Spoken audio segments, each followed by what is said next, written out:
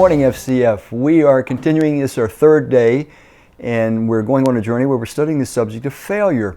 And what we've said is that unfortunately, failure tends to be part of our development. Let me rephrase it. It is a part of our developmental process as sincere, trusting Christ followers. It's just reality.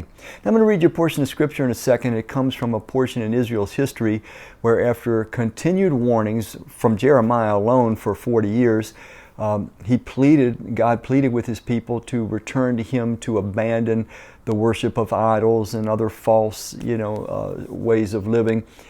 And He warned them if they didn't eventually hear Him, He would be forced to allow the Babylonians to overwhelm them. This was part of His original covenant or agreement He made with Israel when they were founded as a nation, that if they did not represent Him correctly to the nations of the world, He couldn't continue to bless them and give the rest of the nations of the world a false impression of Himself. So He would allow them to be overrun. So when you come to this portion I'm going to read in a minute from the book of Lamentations, it's at the end of Jeremiah. Israel has now been overrun by the Babylonians, and God has predicted through Jeremiah they will be there for 70 years. But they are promised that they're going to be restored. They're promised mercy in the midst of correction. This is God's way with us.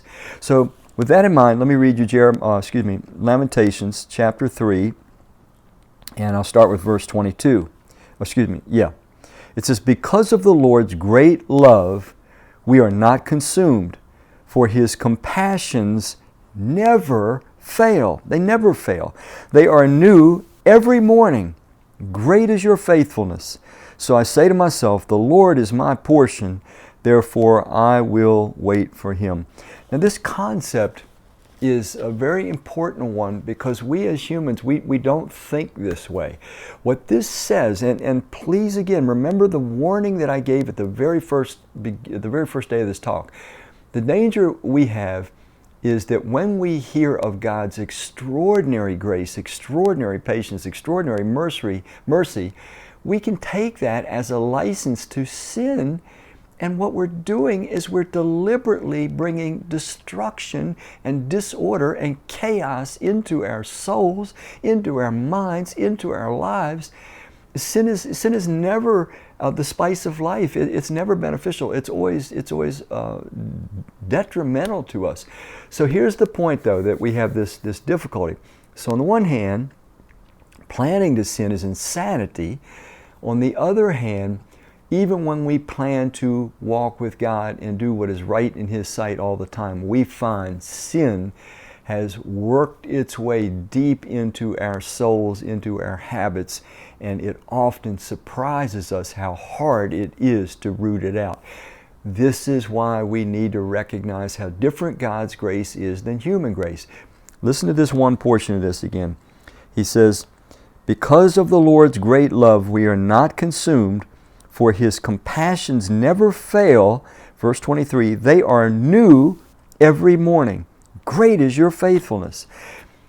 The idea that God's mercy and His compassions are new every day, it is God's way of trying to say to us, He knows we need fresh mercy. We need fresh start.